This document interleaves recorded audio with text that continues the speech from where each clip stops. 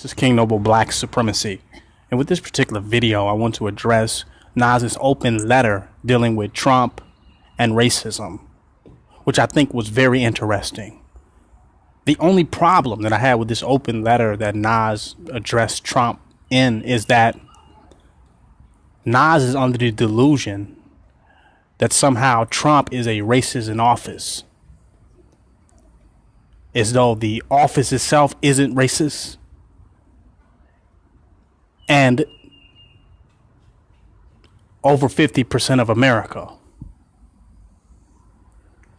Trump is somewhat of the fall guy for the pre-existence of white racism in America. So it's not just Trump as a racist in office. The United States of America is white supremacy, and that is his agenda. It's not this or that group of white people, this or those. These different groups just have their different spin on it and their different agendas or their specialization in racism. But all of them are racist. All these groups of white people and all of the institutions in America. So to look at it as though it's just Trump would be to be half unconscious or blind. That Trump is only reflective of the white supremacist and racist heart and spirit that runs through America. Trump is just overt with it, and he appeals to overt racists and white supremacists. But the predominant face of white supremacy is covert, running silently within its operation, like a virus running silently in the back of your computer. It ain't just Trump. You looking over Becky, Susie, Paul. You looking over the white people you know, and you looking over the institutions that sponsor you and support you and employ you. You look over the racist agendas of these different groups and institutions. You look over everyday implementation of racism through institutionalization. To look at Trump. Just like Obama has put you to sleep, Trump is now putting you to sleep on how deep racism is embedded into the heart of this country, this government, and the institutions that make up this country. You falling asleep on that if you believe it's just Donald Trump and his policies and his implementations. You going into a deep sleep, and that's the goal. That Donald Trump simply just makes all the other white racists, the covert racists, he just makes all of them look good. Now they look better. So you want to go back to the old form of racism, white supremacy. That's why some of you all wish that you had voted for Hillary Clinton, because the old form of white supremacy would have been better. It's always been white supremacy. Even under Obama's administration, white supremacy was at work.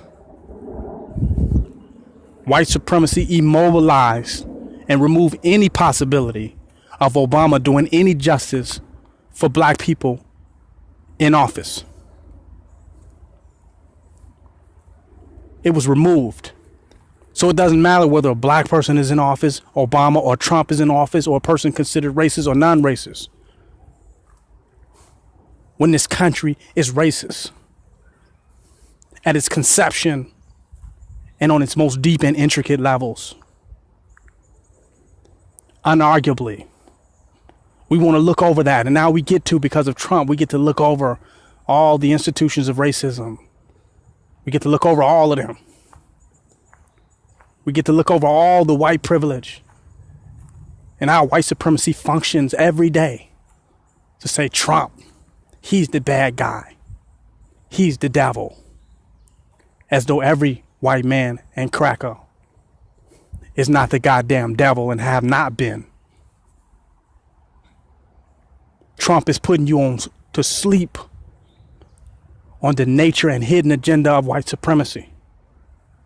Because now you can just look at him. But he wouldn't have gotten office if it wasn't for white supremacy in this country. That's a fact. So it's not just Trump. And you can't blame the hatred that rises from the nature of white people on Donald Trump. They've always been the devil. They've always been savages. They've always been beasts, and they always will be. And Trump just exposes that. Trump is not responsible for the evil, demented, and twisted heart of the average white person. Like that guy that killed 2 black Muslim women in Portland, Oregon. Trump is not responsible for these random stabbings of innocent black people by white supremacists, nationalists, neo-Nazis. Hell, police brutality happened of killing blacks before Trump even got in office. Trump is a distraction from the nature of white supremacy in this country. And some people gonna say, since you're saying this country is so racist and it's so ridden by white supremacy, well, why don't you leave this country? Well, I won't leave this country for the same reason that if you lived in the Amazon and there was snakes all over the place, I wouldn't leave. I'd just grab my machete and be ready to fight, because I realize snakes is all over the place. That's how the black man is in this country. If he could assess his situation for what it really is, it's snakes all over the goddamn place. No, don't run. Just get your machete out and be prepared that you in a jungle full of fucking snakes. And the white man and white woman is the snake here today in this analogy.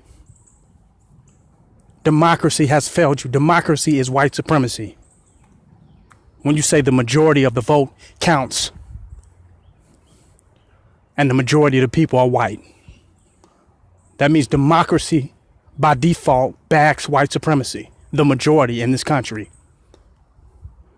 And the majority in this country control the world.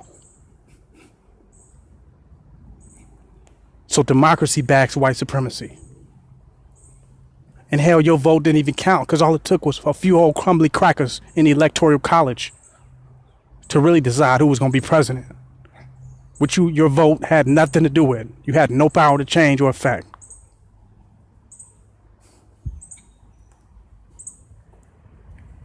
This very country is white supremacy. Everywhere you look, it's white supremacy, predominantly. You got to be so on alert at white supremacy in this country in order to fight against it, in order to stand up for what's real and not fall victim to it. You got to start looking at the furniture as white supremacists, the books, the chairs. You got to start looking at inanimate objects as being white supremacists. That's how all pervasive the consciousness and the conceptual framework of white supremacy is in this country. It's that deep. So to put that on Trump is to act like there's some beautiful aspect of America, some beautiful aspect of this country, something salvageable, something dignified that Trump is disgracing. That's some good aspect of this country that Trump is embarrassing. That means you sold on the pipe dream. You sold on the fantasy. Because if you knew what time it is, Trump is only fulfilling the prophecy. Trump is only reflective and representative of what's really going on. And the true vibration and frequency of this country, of this nation, and of white people. And it's been that way. And he's doing his job in more ways than one.